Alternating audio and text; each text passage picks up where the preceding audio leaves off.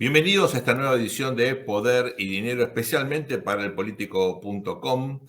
Estamos tratando de comprender cómo sigue la realidad en un país complejo como es la Argentina, y para eso tenemos el placer hoy de dialogar con nada más y nada menos que el factotum de Poder y Dinero. ¿Ustedes creen que Poder y Dinero lo hacemos Fabián Calle, Santiago Montoya y yo? En parte, cierto, sin Daniel Sarinladi, a quienes ustedes tienen aquí en pantalla. Todo hubiera sido simplemente una idea. Él es el productor ejecutivo, la persona que efectivamente hace que las cosas ocurran. Así que, Dani, un placer tenerte en pantalla. Te leemos ahora por las redes, pero bueno, un placer charlar contigo para sobre todo intentar desmenuzar, analizar a fondo este discurso tan importante del presidente Javier Milei ante la Asamblea Legislativa, el Estado de la Unión.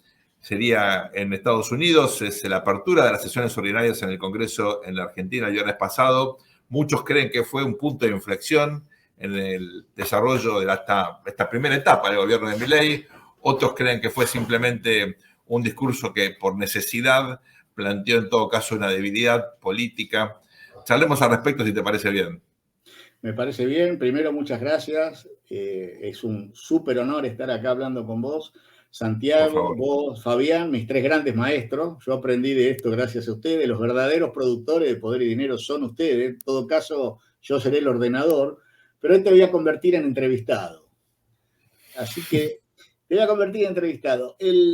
Más que nada, haciendo, digamos, mención a una serie de preguntas comunes que se escuchan caminando por la calle, viendo los medios de comunicación, hablando con la gente, acerca de, como decís vos, el duro discurso del presidente Javier Milei del pasado 1 de marzo. Entonces, lo primero que me interesa es la opinión de los ciudadanos. Entonces, te quería preguntar a vos, obviamente no vas a poder prescindir de tu papel de analista, pero a vos como ciudadano, que trabaja por ahí de analista político, de politólogo, luego de escuchar el discurso, sin mucho tiempo para el análisis, ¿cuál fue la primera sensación que tuviste? ¿Qué te generó un discurso de un inicio durísimo, donde digamos que Milei criticó fuertemente a políticos, legisladores, empresarios, de todo, y un final con una sorpresa, de la cual se hablaba mucho, pero que yo creo que no nos imaginábamos que iba a ser eso. Un llamado a un acuerdo nacional, si querés, medio refundacional de la Argentina para el próximo 25 de mayo en la ciudad de Córdoba. Así que esa es la primera pregunta, resumen de lo que acabamos de escuchar, leer y ver en los medios de comunicación y en la calle. En primer lugar, te voy a confesar, a mí me sorprendió gratamente el discurso. Yo no esperaba un discurso tan bien formulado, donde, como vos bien señalás, había obviamente posturas muy críticas, muy duras, que es el Milei que conocemos, pero de alguna manera el presidente develó, nos mostró una faz, digamos, un matiz que no conocíamos tanto en él, que es la capacidad de sorprender y sobre todo de generar una expectativa respecto de algo que en la Argentina siempre es muy hablado y nunca se concreta, que son los acuerdos estratégicos sobre políticas de Estado, ¿no? Todos los gobiernos hablan de esto, algunos están convocados al diálogo político. Hay un antecedente un poco, yo diría incluso amargo, ¿no? Como terminó, que fue el de Dualde en plena crisis del 2001-2002, el famoso diálogo argentino convocado por la Iglesia, por Naciones Unidas, donde hubo realmente mucha gente que pensó que eso podía salir bien. Bueno, tampoco eso tuvo un impacto perdurable, pero lo cierto es que en este caso el presidente, bueno, realmente se posicionó otra vez en el centro de la escena, venía una derrota seria en el Congreso, y con esto recreó una circunstancia, una situación, me parece, esperanzadora, ¿no? Haciendo sondeos, Dani, lo que yo veo es que esta idea de la esperanza, de que el sacrificio vale la pena, todavía perdura en su electorado, ¿no?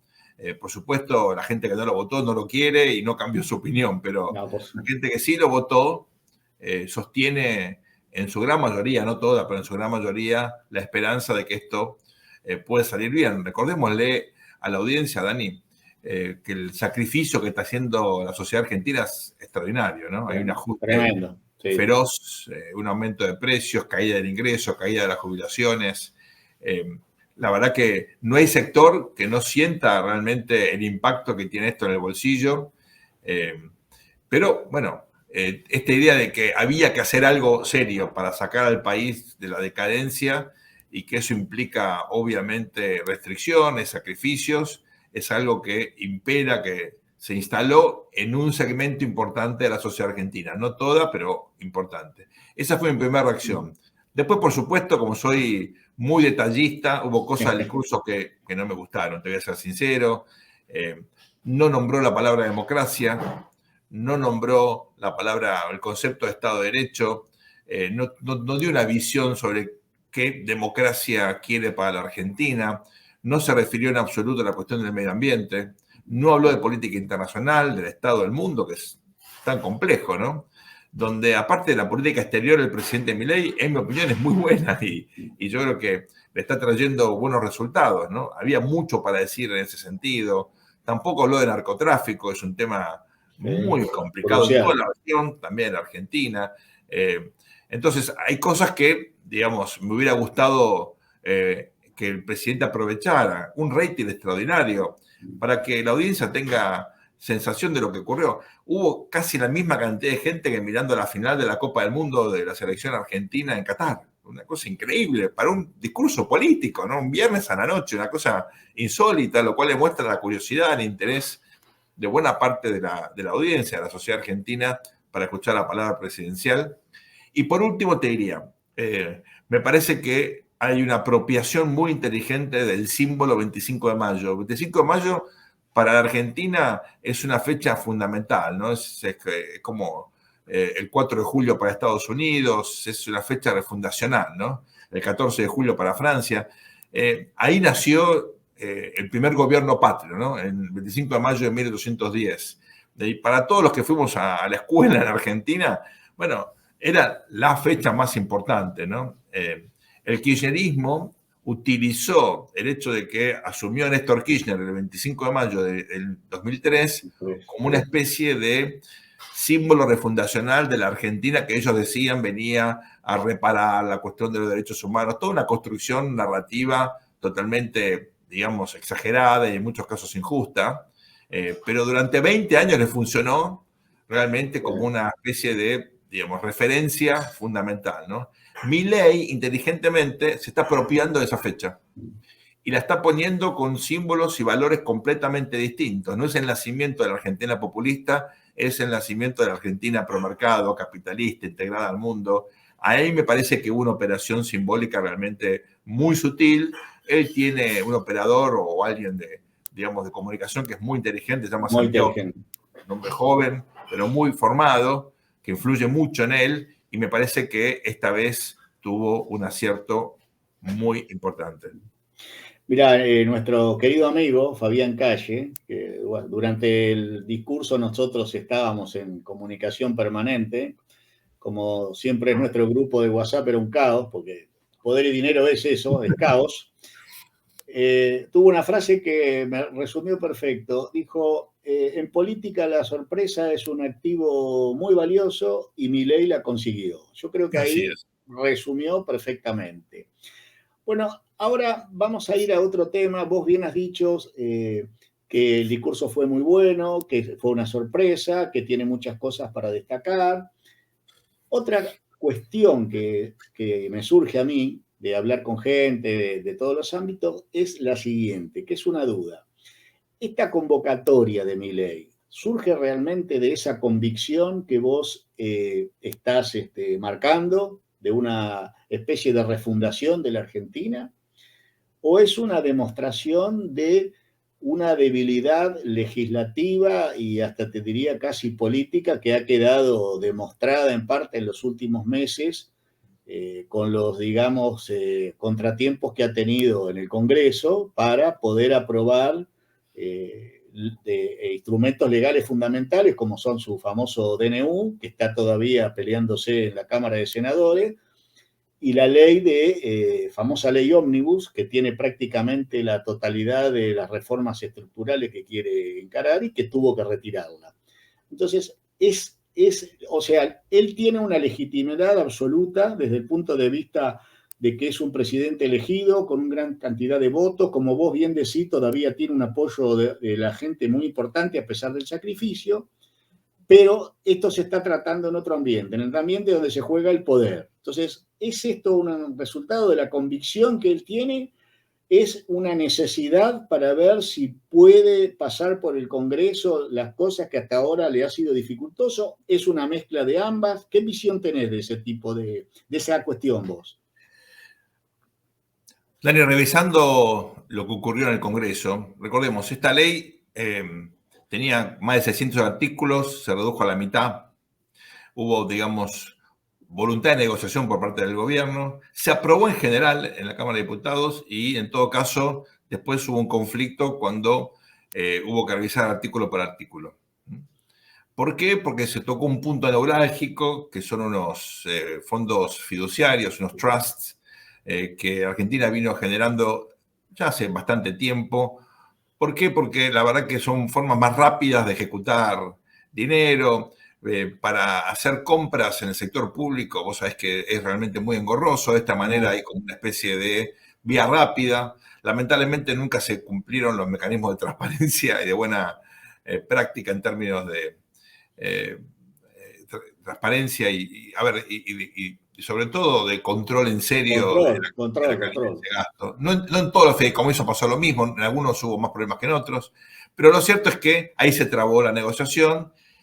El gobierno se enojó porque parecía que había un acuerdo y que los gobernadores lo iban a apoyar, y ahí fracasó y finalmente esto volvió al tratamiento en comisión, ¿no?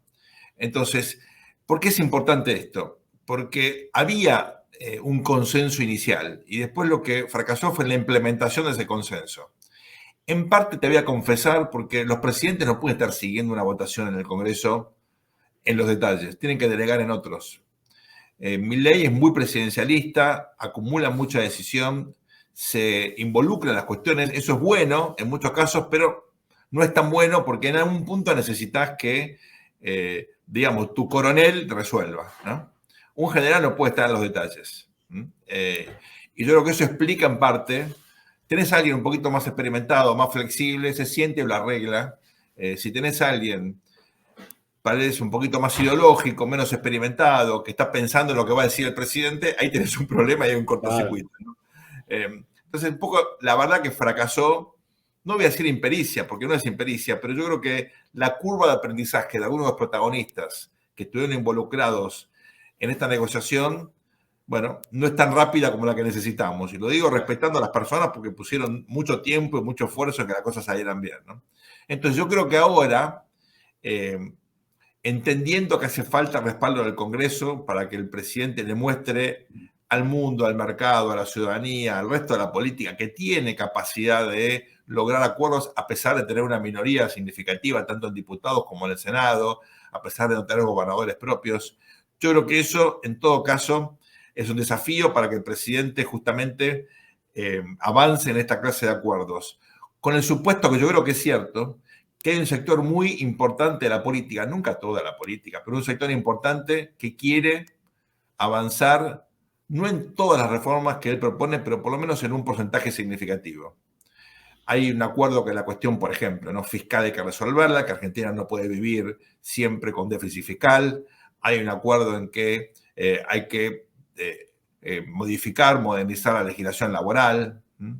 Hay acuerdos sobre algunos aspectos vitales de lo que propone el presidente. Entonces, yo creo que él reconoció que lo que ocurrió, bueno, tal vez no fue lo ideal, reconoció que necesita el apoyo del Congreso, nunca lo va a decir de forma abierta porque sería tal vez mostrarse débil, ¿no? Pero de este modo propone un nuevo escenario donde hay que aclarar, todo esto lo termina pagando la clase media porque implica más impuestos, ¿no? Una de las cosas que retiró el gobierno de la negociación inicial fue el paquete fiscal que incluía esta ley, que era una ley enorme. En realidad, la gente que sabe de técnica legislativa, Dani, te dice, no hagas una ley tan grande, pues siempre vas a tener alguno que va a estar en contra de algo, va a operar en contra tuyo y te va a generar un problema para conseguir los votos, ¿no? Leyes más concretas, más acotadas, te permiten lograr mayorías contingentes y bueno, después te peleas con otros por otra ley, ¿no? El gobierno quiso ganar tiempo, dar una señal muy fuerte de que tiene un apoyo para avanzar en el proceso de reformas y por eso fue demasiado ambicioso, creo yo. Lo mismo pasó con el decreto. De hecho, hay un artículo en la ley que dice el decreto número 70, que es un executive order para los que siguen la política norteamericana, bueno, se aprueba como está, ¿no? Es un decreto muy controversial que tiene cosas bastante extrañas que no son ni necesidad ni de urgencia, como por ejemplo la nueva regulación, nada más y nada menos que para el fútbol, algo completamente irrelevante, teniendo en cuenta los problemas prioritarios que tiene la Argentina, ¿no? Entonces yo creo que esa discusión que propone ahora el gobierno no va a ser sencilla, ¿eh? Muchos gobernadores están de acuerdo con sentarse a debatir, pero no están de acuerdo con todo el contenido ni del decreto número 70, ni de la ley como la propuso el presidente, pero se abre una instancia nueva y yo creo que hay tiempo, hay 70 días para lograr un acuerdo básico que le dé a Argentina certidumbre, por lo menos por los próximos tiempos. Bárbara, buenísimo. Ahora te voy a plantear el siguiente supuesto. Llegamos al 25 de mayo, los gobernadores vamos a llamarlo acuerdo, así es bien llamarlo acuerdo porque pacto me suena medio raro. Ya verlo a Milei negociando ya me suena extraño, porque creo que es un verbo que a él no le gusta mucho. Pero bueno, llegamos al 25 de mayo, están los gobernadores presentes, está el presidente. ¿Qué acuerdo te imaginás vos? Porque, a ver, el aval de los gobernadores no va a ser gratis. Y cuando te hablo de gratis, te estoy diciendo en dinero, porque lo que estoy escuchando es hablar mucho de los fondos que tienen que ver con las provincias, la coparticipación y distintas partidas que están reclamando. A veces dicen que el gobierno no les está girando lo que tendría que girar. Supongamos que el acuerdo tiene éxito. En ese supuesto de éxito, ¿qué te imaginás vos? ¿Cómo sería? ¿Cómo te lo imaginás a Milei acordando con los gobernadores para llevar adelante sus medidas? Recordemos que el presidente propone un decálogo, ¿no?, de cuestiones para generar este acuerdo que tiene que ver con, sobre todo, la cuestión fiscal, lograr una consolidación del gasto y ir a un Estado mucho más pequeño del que tenemos hoy, una reducción muy significativa del tamaño del Estado nacional, provincial y municipal. La verdad que la Argentina históricamente tuvo un Estado de un tamaño más o menos de 25% del Producto Interno Bruto, hoy es el doble, Dani. Y ese crecimiento se dio en los últimos 20 y pico de años a partir del kirchnerismo y como lamentablemente padecemos en la Argentina, esto no significó una mejora en la capacidad de las Fuerzas Armadas y de seguridad, más bien todo lo contrario, ¿eh? O sea, se desperdició ese dinero. Tampoco hubo grandes obras de infraestructura, tampoco invertimos en capital humano. Uno se pregunta, ¿qué hicieron con esa plata? Bueno, la verdad que no está ese dinero en inversiones ni físicas ni intangibles. Se desperdició de forma realmente muy irresponsable, ¿no? Entonces, algo de eso me parece que va a haber, tal vez no 25%, pero una reducción significativa del tamaño del Estado. Me parece que va a haber un compromiso para que no haya emisión espuria. Me imagino también algún acuerdo en términos de reforma política. En Argentina tenemos un sistema bastante singular y, en mi opinión, que no funciona bien, de primarias abiertas, simultáneas, obligatorias. Parecido al uruguayo, pero en el fondo se hace todo más cercano a la fecha de las elecciones, con lo cual son casi 3 elecciones juntas. Las primarias obligatorias, la elección en primera vuelta, la elección en el balotaje, que en general es lo que ocurre en la Argentina, es necesario un balotaje. Todo eso lo enfatizo, me parece que hay como un mínimo común denominador posible de lograr, ¿no? Ahora, lo que vos marcás muy bien es que el presidente dice, bueno, logramos eso sí y solo si me aprueban la ley Omnibus antes, ¿no? Ahí hay 2 inconvenientes. Primero, Los gobernadores no manejan de forma automática como si fueran, digamos, no digitan la actitud o la independencia, la autonomía de sus legisladores. Históricamente en Argentina había caudillos provinciales que en general tenían reelección y que sí tenían mucha influencia en sus legisladores. Eso ya no existe en Argentina, excepto un par de provincias, Formosa y alguna otra, ¿no? Ahora lo que tenés son, primero, no partidos, sino coaliciones que gobiernan las provincias. Los legisladores no necesariamente responden a los gobernadores. Tal vez responden a los exgobernadores, pero que hoy por los límites a la cantidad de elecciones ya no lo son. Entonces, suponer que los gobernadores pueden llegar a un acuerdo con el Poder Ejecutivo y eso significa alinear a los legisladores en el Congreso para que voten lo que quiere el presidente, eso, la verdad, en la práctica no ocurre. Es una manera un poco simplista de mirar la dinámica entre el Poder Ejecutivo Provincial o los Poderes Ejecutivos Provinciales y los legisladores provinciales. Pero segundo, todo esto descansa en que el Congreso apruebe un nuevo régimen de impuesto a los ingresos, el income tax, que se cobra en muchas partes del mundo, que en la Argentina tenía vigencia y que el año pasado, por una cuestión electoralista y por una iniciativa del entonces ministro de Economía y candidato presidencial, Sergio Massa, bueno, se modificó, se cambió el umbral, mucha menos gente pasó a pagarlo y eso generó un déficit de casi medio punto del Producto Interno Bruto. Entonces, digamos, lo que ahora facilitaría el apoyo de los gobernadores porque recibirían ingresos que hoy no existen es un incremento de la carga tributaria. Esto, curiosamente, es contradictorio con lo que dice el presidente, que quiere bajar el tamaño del Estado. Ahora estaría incrementando la carga tributaria para conseguir el apoyo de los gobernadores para aprobar reformas que supuestamente están orientadas, y yo creo que no están, a achicar el aparato estatal, pero es bastante contradictorio porque en el corto plazo esto implica más sacrificio a los sectores medios, ¿no? La forma en la cual se distribuyen los recursos fiscales en Argentina es realmente muy, muy difícil de explicar. Es una especie de laberinto ridículo, se llama coparticipación. Muchos de los impuestos que cobra el Poder Ejecutivo se reparten con las provincias.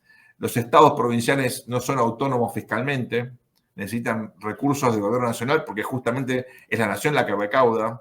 Todo esto necesita un replanteo. La última reforma constitucional del año 1994 planteó esto de manera bastante lógica, le dijo al Congreso, bueno, debatan un nuevo régimen que tiene que ser aprobado por las provincias. Bueno, nunca lo hicieron. Pasaron 30 años de esa reforma constitucional, ahora se cumplen justo este año 30 años, del 94, y la verdad que es una constitución que tiene cosas buenas, regulares y malas, como todas, por supuesto, pero que nunca fue puesta en todo su valor, porque hay cosas que no se han hecho, ignorando a los constituyentes que le ordenaron al Congreso debatir un nuevo sistema. Te cuento esto porque en el fondo estos problemas surgen porque la Argentina políticamente no hizo las cosas que la propia política definió que eran prioritarias. Si no, esto no tendría que ser realmente un tema de discusión hoy. Así que creo que hay como una posibilidad de lograr un mínimo común denominador, pero esto lo va a pagar la clase media con más impuestos. Sergio, el otro escenario, a ver, pensar que la Argentina va a salir de esto dividida es muy difícil, no sale. Lo ideal sería que estén todos de acuerdo o una amplia mayoría, pero yo creo que eso no se va a dar. De hecho, ya tenemos un gobernador que irónicamente ha dicho, si nosotros no estamos, empiecen sin nosotros, el gobernador de la provincia de Buenos Aires, Axel Kicillof, obviamente kirchnerista, así que una provincia muy importante que seguramente no va a adherir. Hasta ahora es la única que, digamos, ha dado una pista concreta. Pero suponiendo que el acuerdo se haga, pero no con todos los gobernadores, la Argentina, esa división, ¿sería también crítica para digamos, la estrategia o para el plan de gobierno de Milei? ¿Podrían 5 o 6 gobernadores que no adhieran al plan complicarle la cosa o terminarían perjudicándose ellos mismos? Buena pregunta, Dani. Mira, aparte del gobernador de la provincia de Buenos Aires, que aparte, digamos, fue un ideólogo precisamente de la expansión del aparato estatal, fue ministro de Economía de Cristina Fernández de Kirchner, es, digamos, una persona que profesa una ideología más bien de izquierda dura, ¿no? De izquierda marxista, de una izquierda no violenta, pero ideológicamente está en las antípodas, naturalmente, del presidente Milei. Al margen de él, hay otros gobernadores que ya se expresaron. El gobernador de La Pampa, sí, es verdad. Silotto, el gobernador de La Rioja, que aparte declaró un default de su deuda, ridícula, pero bueno, porque tenía el dinero para pagar y decidió no pagar. No, te comento algo gracioso. Lo escuché a Silotto decir que el bono provincial que había emitido, que después lo dimitió y después se declaró en default, era una inversión que iba a ser más segura que el propio peso. Bueno, esos apoyos realmente yo no sé si a Milei no le conviene tenerlos en contra, mejor porque es muy probable, ¿no? Le conviene. Y hay otros dos gobernadores de dos provincias relativamente pequeñas, una es Tierra del Fuego, que es la provincia más pequeña y de menos población, y el otro es Formosa, ¿no? Después hay uno que es un poco ambiguo, que es muy pragmático, yo lo conozco bastante, que es el gobernador de Santiago del Estero, Zamora, que, digamos, en el jargon argentino uno dice es un bicho, en el mejor sentido de la palabra, es un tipo muy inteligente, con fuerte liderazgo, realmente, digamos, va a hacer lo que le convenga a él y tiene un pragmatismo infinito, ¿no? Entonces, dudo que haga algo en contra de los intereses de la provincia. No hay ningún gobernador de una provincia, lo voy a decir con respeto por las que acabo de nombrar, ¿no? Productivamente importante, Córdoba, Santa Fe, Mendoza, Entre Ríos. Obviamente la provincia de Buenos Aires es enorme, es casi la mitad, digamos, del Producto Interno de la Argentina, pero excepto la provincia de Buenos Aires, veo que hay una masa crítica muy importante de gobernadores que quiere efectivamente lograr un acuerdo con el gobierno nacional. Hay una voluntad claramente en provincias como del norte, ¿no? Como Tucumán, Salta, Jujuy, Catamarca, por supuesto en Cuyo, San Juan, San Luis y Mendoza están alineadas.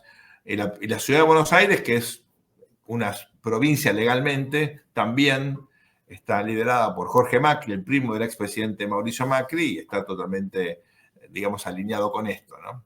Entonces, mi impresión es que esta oposición, uno, era esperable, dos, me parece lógico, porque es imposible que haya un acuerdo total.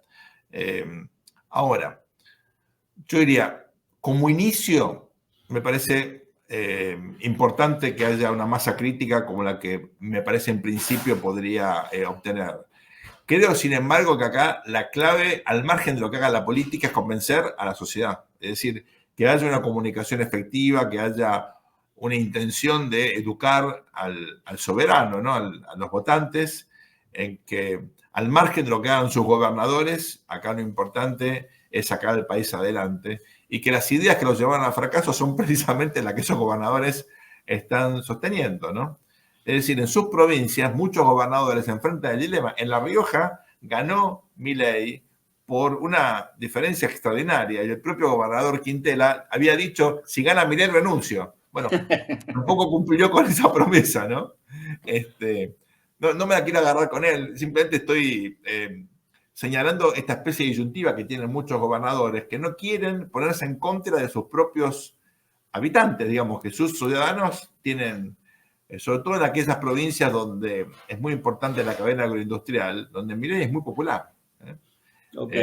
Y ahí, bueno, por ejemplo, para un gobernador como el de Córdoba, donde encima Milei le dice, voy a tu provincia a firmar el acuerdo, claro. ¿Cómo le dice que no? ¿Verdad? Es muy difícil. Muy hábil, muy hábil. Es muy hábil, claro. Sí. Escucha, antes del cierre, que te lo voy a dejar a vos, vos hiciste una referencia a futbolera, nosotros no podemos prescindir de eso. Dijiste que la audiencia del discurso del presidente fue la misma que durante la final de la Copa del Mundo. Sí, increíble. Bueno, yo creo que cerraría esto yo, por lo menos diciendo, bueno, ojalá que eso haya sido el primer tiempo y que el acuerdo del 25 de mayo sea el penal de Montiel. A ver si, claro, porque yo creo que necesitamos que Argentina arranque más allá de las cuestiones de políticas, ideológicas o lo que sea. Vos mismo estás diciendo, acá hay una clase que es la clase media, que es la que históricamente mantiene funcionando el país, que está pasando un momento durísimo, durísimo, sigue apostando. Todos los días en los medios de comunicación, en la televisión, vemos informes sobre los aumentos de precio, sobre comerciantes que tienen años en un comercio que por ahí viene ya de una tradición familiar que lo tienen que cerrar. Y realmente eso es la gente que mantiene siempre el país funcionando en las crisis. Realmente creo que más allá de todo, la convocatoria me parece también muy inteligente, me parece muy acertada, más allá del significado que le queramos dar cada uno desde la visión que tenga, creo que es necesario. Tal vez hubiera sido necesario hacerla antes, por ahí incluso antes de mandar las leyes al Congreso y no perder 2 meses, que fueron 2 meses justamente donde el Congreso prácticamente no sesiona, que es el verano, y hubiéramos ganado esos 2 meses. Bueno, lo importante es que sucedió.